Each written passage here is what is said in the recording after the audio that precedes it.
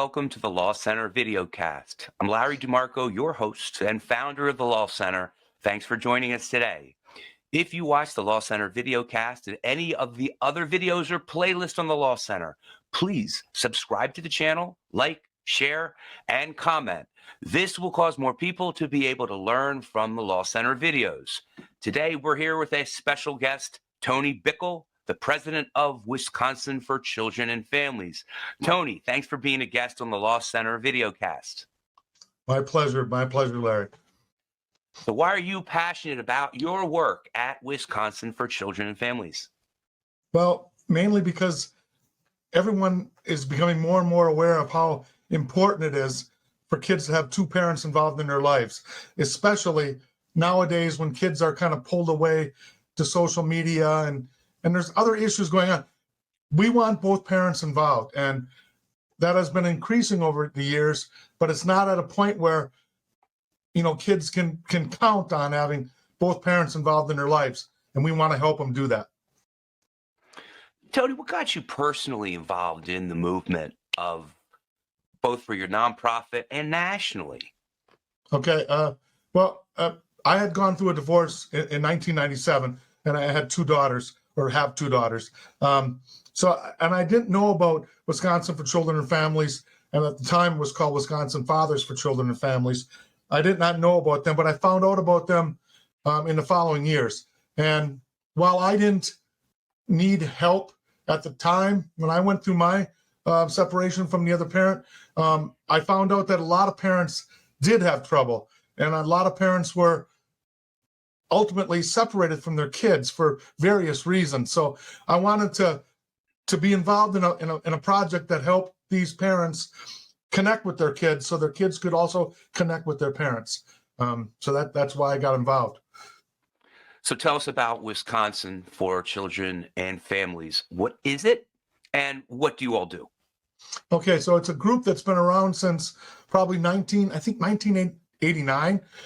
They started out as a group called Fathers for Equal Justice, and then morphed into, at the end of the 90s, into Wisconsin Fathers for Children and Families. And then in the mid 2016 or 2017, we changed to Wisconsin for Children and Families.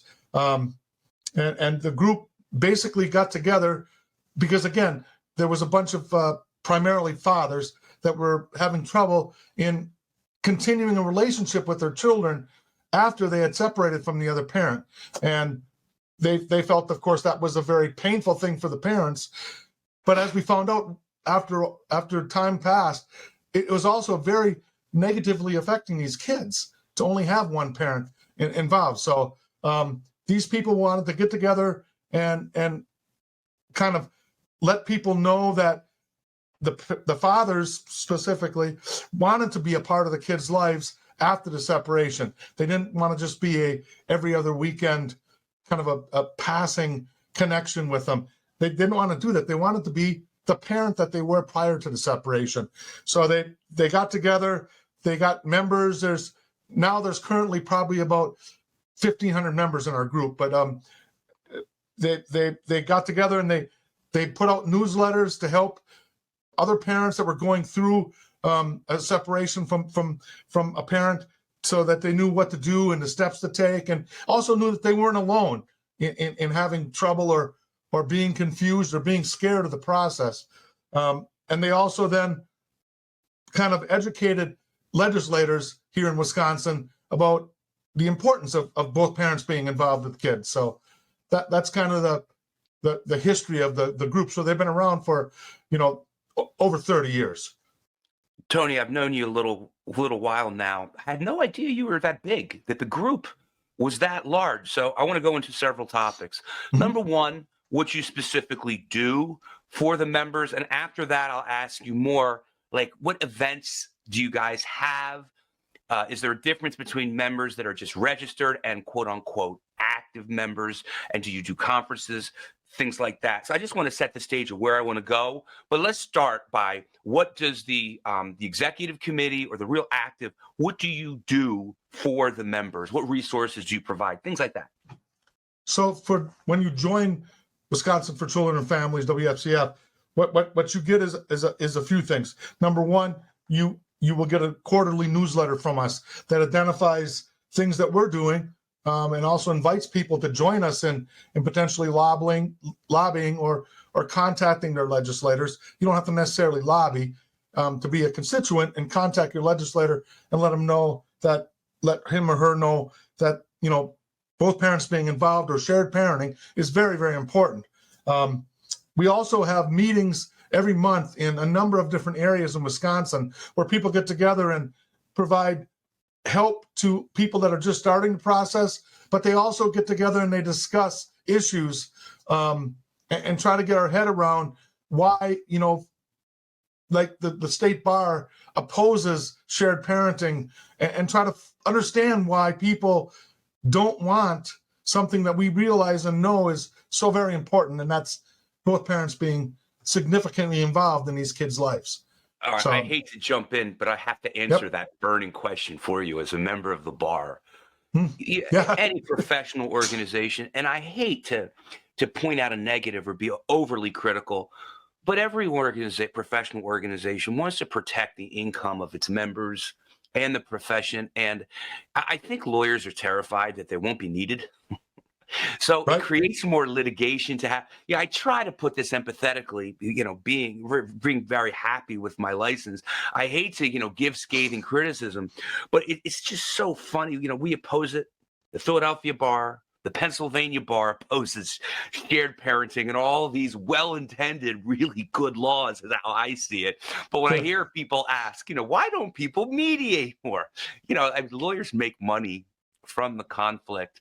And, I think it's lawyers who haven't been through the system that are the ones that really set the policy of the bar. So I have to disagree with my colleagues on that, on their position there. I think shared parenting is great. And it's just people who don't want to lose their income. Let me answer that question. And I'm not saying it's right. I'm trying not to criticize, because every profession, I think, does that to a degree. But so just to get you back on track, you were telling us about what you guys were doing, and you talked about shared parenting was big and legislation. Anything else? Those are pretty much we do a bunch of outreach things where we have a booth, and we go to like social workers conventions, and actually summer gatherings they have in different towns, and let people know that we're out there, that we're promoting shared parenting, and let people know that, because everybody knows somebody that's gone through a separation or a divorce and had a hard time. And we're trying to let people know that, they can come to us and we'll help them so they feel a little bit better about what's going on. Wisconsin's a big place. You talked about meetings. Are you talking about video conference? Or are you talking about in-person meetings? So prior to COVID, we had 10 places, 10 cities in Wisconsin every month that we had meetings at, all around the highly populated areas, and then in some of the lesser populated areas up in northern Wisconsin. After COVID, we cut down, and right now we only have 2 that are actually in person, and that's in the northwest part of the state, and also one in the center of the state, kind of lower density places. The rest, we have 3 Zoom meetings, which we have every month as well. So on different days, like on Tuesday, Monday, Tuesdays, and Thursdays, so that people, depending on their work schedule, can get onto a meeting. And there's something to be said about, like, an in-person meeting. These Zoom meetings too, you can see somebody, and you convey empathy, you convey that you care about people by being able to see them. So we like the Zoom platform or the computer platform, even though it's not quite as the same as in person. But that's what we have right now.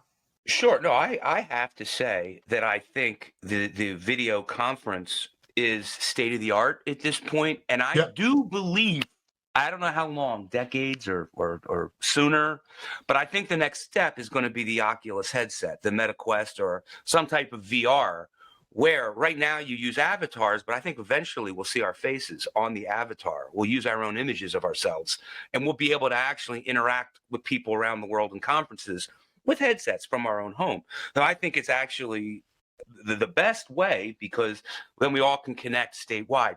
Now, I want to take you to my next point, that we in Philadelphia, Pennsylvania, just recently had something set up called the Strong Families Commission for with a campaign of greater father-family involvement, but it was only started 2017, 16 by a Dr. Rufus Lynch, who we then passed a law called, I don't know the specific stat, but the whole idea is a commission for greater father-family involvement, a state commission that they're going to issue a report at the end of the year for policies that should be implemented across the state.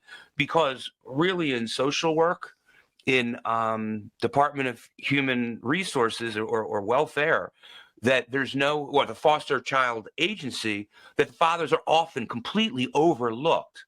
So it's a new commission. We just passed the law. But what brought me to that is we're somewhat different. We don't have those meetings. We did at one point when we were trying to pass the law, but we don't have that network that you have. 10 cities, those meetings, those monthly meetings. And so my next question to you is: do you have a national awareness of what template that you guys took to set your structure, and are you similar to any other states? I don't think there's one in every state, so I'm curious as to whether you guys know what else is out there. No, I don't. No, I know that there's other primarily fathers groups that help people with talking them through the family court process, and that's mainly what we do as well. So I know there's a bunch of groups out there that do that, especially national groups, but we didn't follow what we do from them.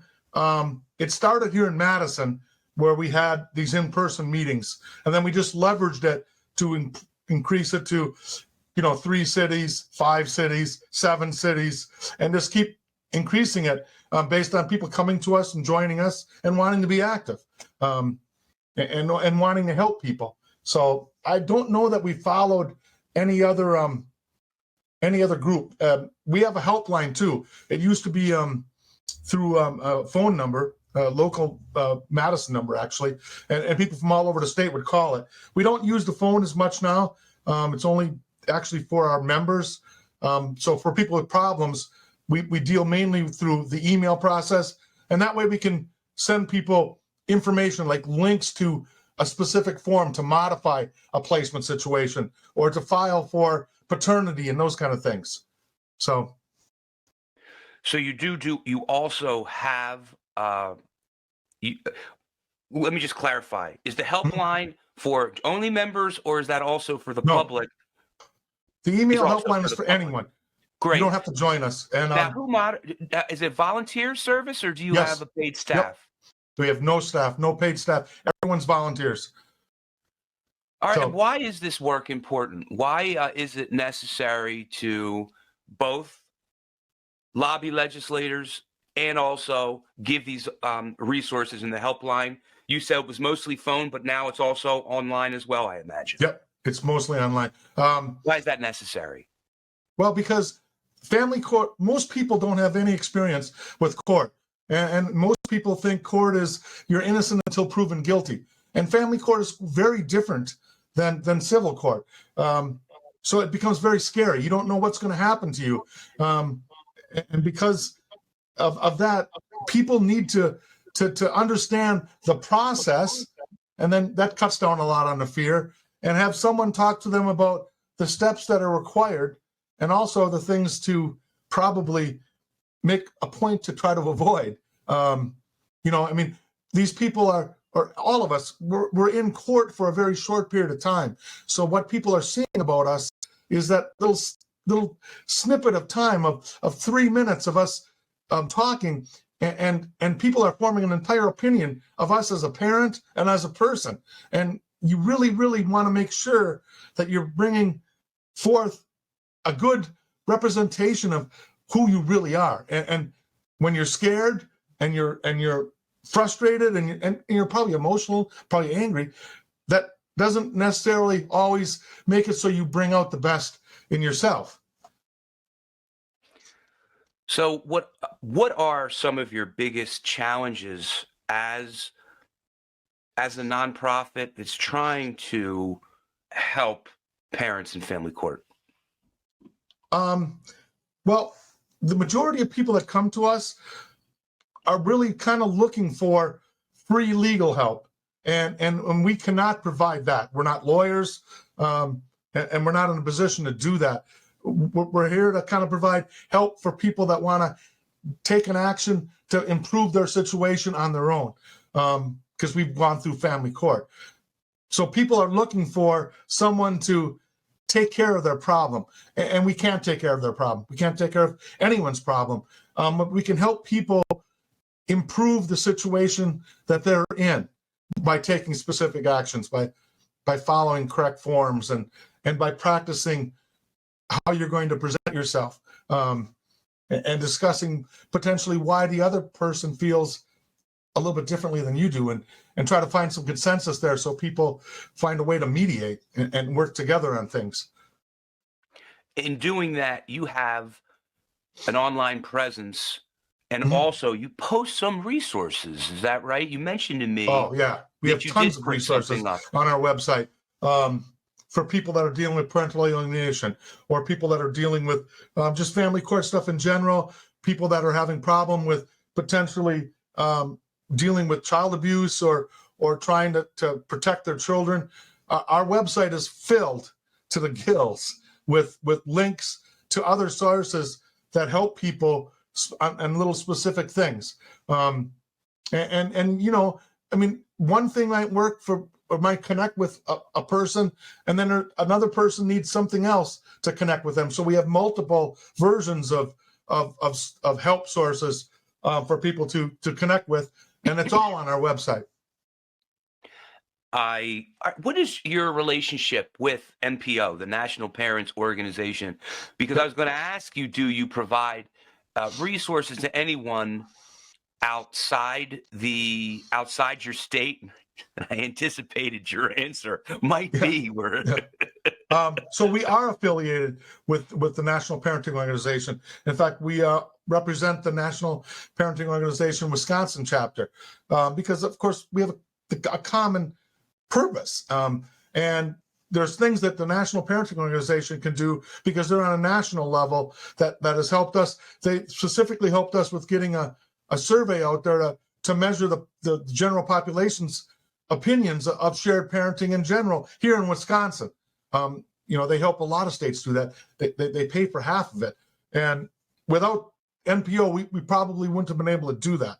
So we're happy to be involved with NPO. And they also push us, and I'm sure they push other groups too, because they stay engaged with you, and they let you know what the other states are doing to promote shared parenting, which kind of makes you want to keep pushing and being more involved and taking more actions, because they're giving you a picture of 50 states and what they're doing. So we're very happy to be involved and connected with National Parenting Organization.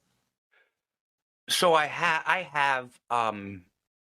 want to cover this next topic. I want to take this interview is two things. Number one, members in, or somebody who is in Wisconsin who wants to join. What is membership? What are the obligations, and what are the benefits? And after I ask you that, I then want to talk about someone who's not in Wisconsin and doesn't have anything in their own state. What would you recommend to that person? Let's start with Wisconsin people living in Wisconsin. Sure. And are in family court and watching this because they wonder if it would apply to them. Sure. What can you tell what you would offer as a member? So when you join Wisconsin for Children and Families, it only costs $20, and it's a lifetime membership. So once you join, you don't pay next year and the year after and the year after. It's a one-time fee. What you get for that is you get our quarterly newsletter, and you also get access to our phone line. So if you want to talk to somebody, we have 3 people that monitor that phone line and answer it based on their schedules, because everyone is a volunteer. So that's what our members get. And they also get, they get information on what we're doing and invites to join us in lobbying or doing a social outreach thing where we're going to some kind of festival and presenting shared parenting to the general public. So now, if someone is out of state, all of our legal documents or legal forms are Wisconsin based. Now, most states are similar, but there's differences, and I don't know. There's groups in Minnesota, there's groups in Illinois that we send people to, but I don't know about other states. And I'm sure there's places, if you search on the internet, if you search, say, Indiana and father's rights, that you'd get people that would potentially help point you in the direction of what you have to do in family court, form-wise, and that kind of stuff. I wonder if Don Hubin and NPO would be able to direct people. I'm sure they have, I think, a chapter everywhere. They would probably be a good person to ask, I imagine. So, of all groups, they probably are the most national. Yeah, I would think. And I'm aware of a lot of these national groups and organizations and how many do-gooders, just individuals who want to set up some type of resource. So somebody in another state who wants to have a local chapter or version of what you have. I'm so impressed by the 1,500 members, the newsletter, the meetings. Tell us a little bit about that structure, or how to set it up, or who set it up, and can you give advice for someone in their own state about advocacy or putting up the skeleton for their own version of Wisconsin for children and families? So the number of members we got, again, is because we converted people to life members, and it's over a 30-year period of time. The vast majority of our members, I would say 98, 99% of them, came from people that were going through family court, and they heard about WFCF. So they were given some kind of support through the group, so then they decided to join. And in doing that joining, you're basically saying, I'd like to help other people too.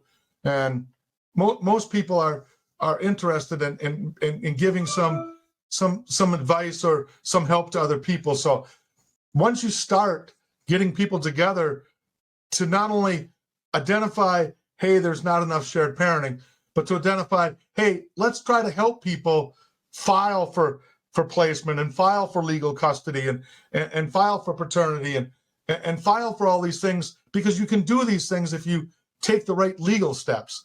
I think you'll find people will start coming together and saying, I'd like to help.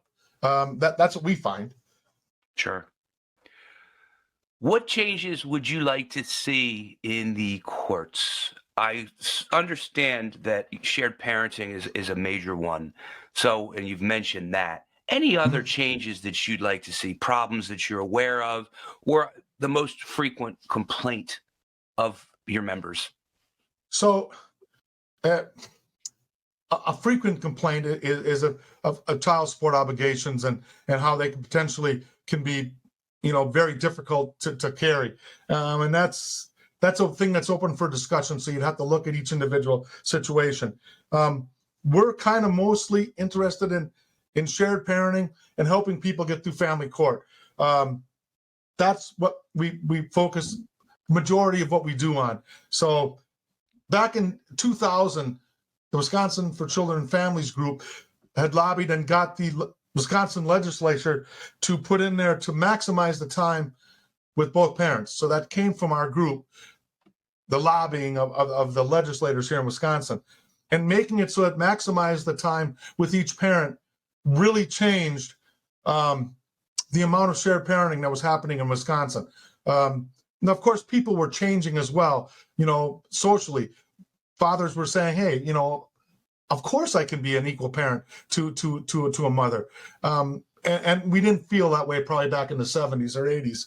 But in the 90s, we were starting to think that. So in 99 and 2000, they put that in the legislature, and the amount of shared parenting in Wisconsin tripled within 10 years. So great. To the point now where in Wisconsin, probably 65-70% of divorces end up with a shared parenting situation for their kids. So we have a lot of shared parenting. But when I say 70% ends up with shared parenting, I'm also saying 30% of those kids didn't have two parents involved in their lives. And when we talk about the situations that happen with parents that are not married, it's much less. I would say in those situations in Wisconsin, probably 45% of them have shared parenting. So over half of the kids don't have a significant relationship with both their kids, or I'm sorry, both their parents. And that's what we want to help facilitate. Great. I wanted to ask you, I'm glad I thought of it. I think Pennsylvania has a low grade. I don't know. I remember D from MPO. Where does Wisconsin stand on that? So for shared parenting, I think we have a B. Yeah, that's great. Minus or something like that. That's good. Okay. I think it's, or maybe it's a B. I'm not sure. But the studies that have been done by the Institute for Poverty Research here in Wisconsin show that we have as much shared parenting as any other state. So, but we need more. There's no question.